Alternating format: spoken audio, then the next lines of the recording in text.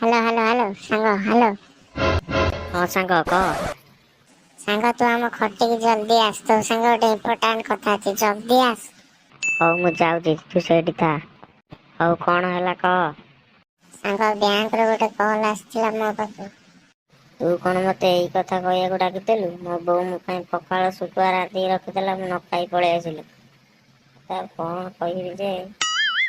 ଆଗ କଥାଟା ଶୁଣୁନୁ, କାହିଁ ତରତର ହଉଛୁ, ଘରେ କଣ ଛାଡିକି ଆସିଛୁ? ହଉ ମୁଁ ଆସିଲିଣି ଯେତେବେଳେ କହ ଆଉ। ସାଙ୍ଗ ଆମେ କୋଟିପତି ହେଇଗଲେ ରେ।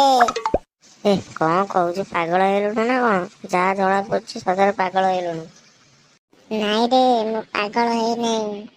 ଆମେ ଯୋଉ କାଲି ଡ୍ରିମ ଇଲେଭେନରେ 49 ଟଙ୍କା ଲଗେଇଥିଲେ, ହଁ। ସେଇ 49 ଟଙ୍କା ଲଗେଇ ଆମେ 3 କୋଟି ଆଉ ଗୋଟେ ମହିନ୍ଦ୍ରା ଥାର ଜିତିଗଲେ। କାଇଁ ମିଛ କଥା ଗୁଡାକ କହୁଛୁ?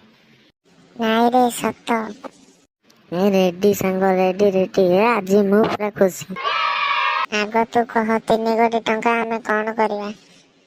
ହଁ ସାଙ୍ଗ, 3 କୋଟି ଟଙ୍କାରୁ 50 ଲକ୍ଷ ଟଙ୍କା ଆମେ ଚାଲାକ ଗରିବ ଲୋକ ଆଉ ଅନାଥ ଆଶ୍ରମରେ ଦାନ କରି ଆସିବା। ଆଉ 50 ଲକ୍ଷ ଟଙ୍କାରେ ଗୋଟେ ବେପାରଟିଏ କରିବା।